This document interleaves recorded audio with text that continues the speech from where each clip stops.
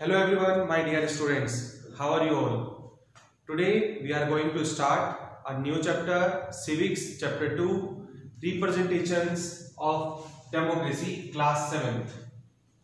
I hope कि first chapter में आपने डेमोक्रेसी के बारे में बेटा बहुत कुछ समझा। हमने डेमोक्रेसी के कई नए फैक्ट्स को अच्छी तरह से जाना, उसको एनालिसिस किया। लेकिन आज हम पढ़ेंगे कि डेमोक्रेसी को रिप्रेजेंटेशन कैसे किया जाता है। डेमोक्रेसी का रिप्रेजेंटेशन होता कैसे है? देखिए, डेमोक्रेसी का मतलब ही होता है कि ऑल पर्सन्स आर इक्वल।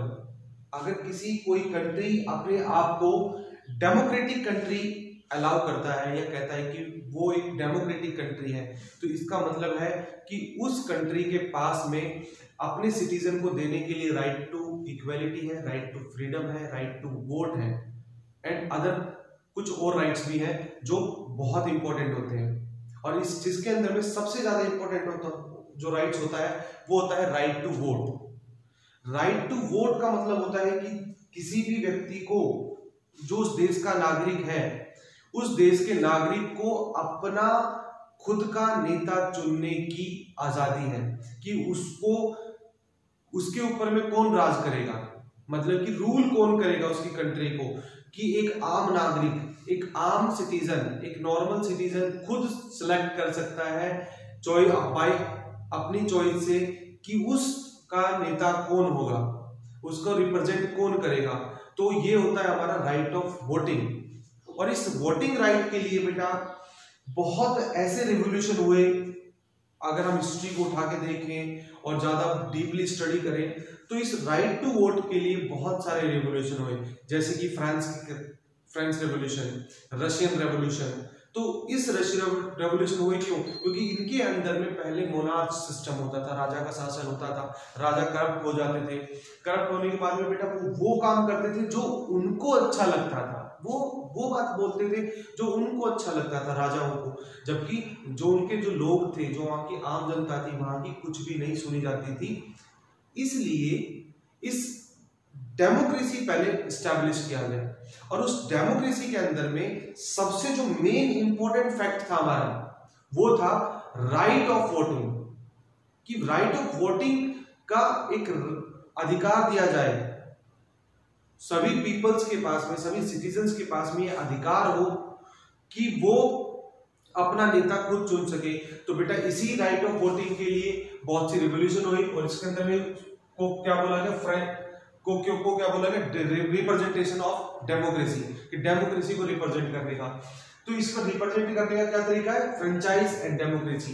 पर फ्रेंचाइज का मतलब होता है बेटा भी अधिकार देना, राइट ऑफ वोटिंग। फ्रेंचाइज का मतलब होता है राइट ऑफ वोटिंग,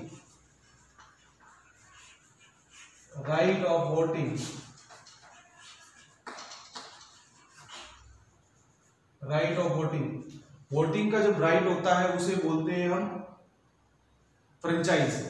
कि ये फ्रेंचाइज का मतलब होता है कि वो देश जो अपने आप को डेमोक्रेसी डिक्लेयर कर रहा है, वो अपने नागरिकों को, अपने देश में रहने वाले लोगों को ये अधिकार देता है कि उनके ऊपर में राज कौन करेगा। वो अपने विशेष मताधिकार मींस अपने वोट डाल करके वो डिसाइड कर सकता है कि उस कंट्री के ऊपर में रूल कौन करेगा।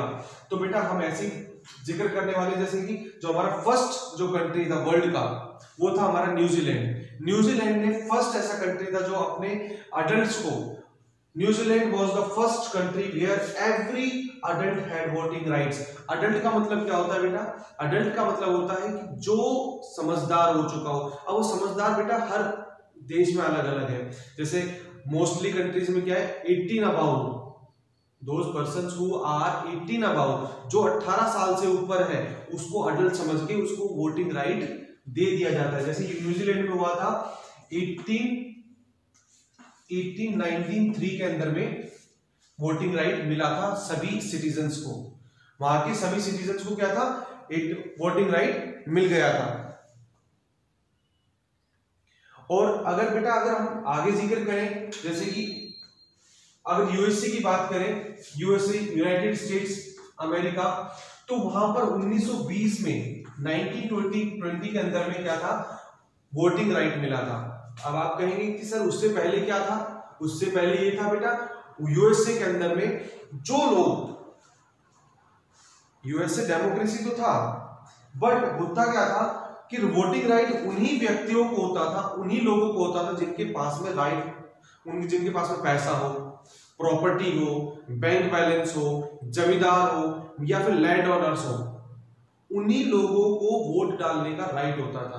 बाकी जो लोग आम व्यक्ति थे, जो गरीब व्यक्ति थे, जो नॉर्मल व्यक्ति थे, उनको राइट ऑफ वोट नहीं होता था। लेकिन 1920 के बाद में, यूएसए के अंदर में 1920 के बाद में क्या हुआ बेटा, राइट ऑफ वोटिंग सभी को मिल गया यूनिवर्सल अडल्ट फ्रेंचाइजेस के आधार पर, on the basis of universal adult franchises. इसको बेटा, इसका मतलब होता है सार्वभौमिक वयस्क मत अधिकार।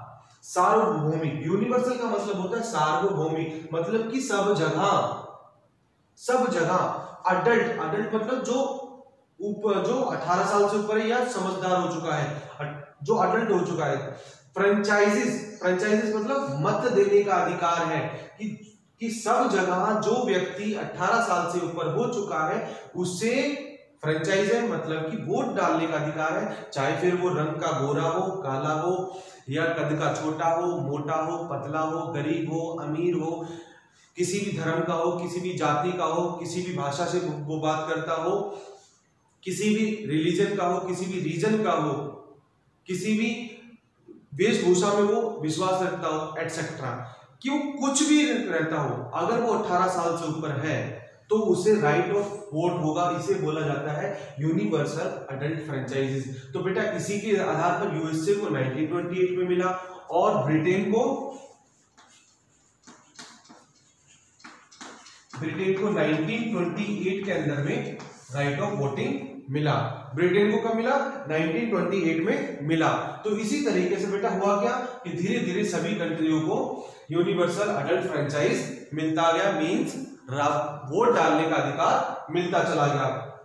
अगर बेटा इसी राइट्स को हम और अगर डीपली स्टडी करें तो क्या देखेंगे कि वर्ल्ड के अंदर में बहुत से देश ऐसे थे, जैसे कि अफ्रीकन अमेरिकन थे। अमेरिका के अंदर में जो अफ्रीका के लोग थे, मतलब उनके पास में भी राइट नहीं हुआ करता था, तो उनको राइट लेने के लिए बेटा बहुत सी स्ट्रगल करनी पड़ी, और इस स्ट्रगल के लिए उनको कई तरह के रेवोल्यूशन भी करने पड़े। इस रेवोल्यूशन के अंदर में कई रेवोल्यूशन भी करने पड़े, और इस रेवोल्यूशन के आगे जाकर के उन्होंने अपना राइट ऑफ वोट ले लिया। जैसे अफ्रीकन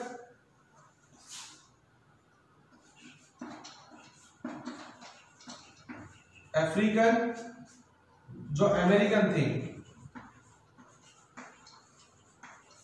जो अफ्रीकन अमेरिकन थे, उनको जो राइट मिला था वो 1965 में मिला था। मतलब कि अमेरिका के अंदर में जो अफ्रीका के लोग रहते थे, अफ्रीका के लोग कैसे होते हैं? जो हबशी होते हैं बेटा, जो रंग के डार्क होते हैं, उनको राइट नहीं था, राइट ऑफ वोट नहीं था। लेकिन उनको कब मिला? उनको मिला 1965 के अंदर में, अमेरिका के अंदर में राइट ऑफ वोट मिल गया था।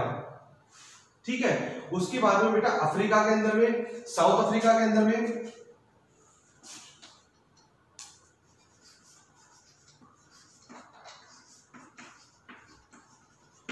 साउथ अफ्रीका के अंदर में मिला बेटा 1994 के अंदर में वो एक डेमोक्रेटिक कंट्री डिक्लेयर हुआ। South Africa democratic country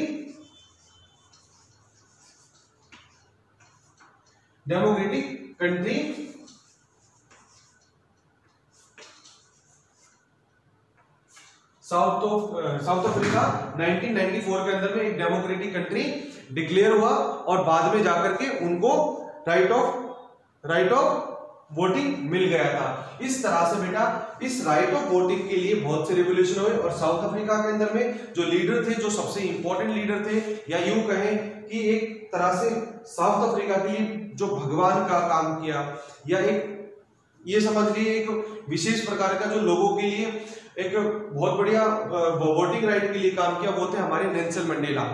28 years तक उनको कॉन्सेंट्रेशन कैंप में रखा गया था। मतलब कि 28 सालों तक उन्हें एक ऐसी जेल में रखा गया जहां पर हर रोज उनको मारा जाता था, पीटा जाता था, जानवरों से बदतर उनकी जिंदगी होती थी।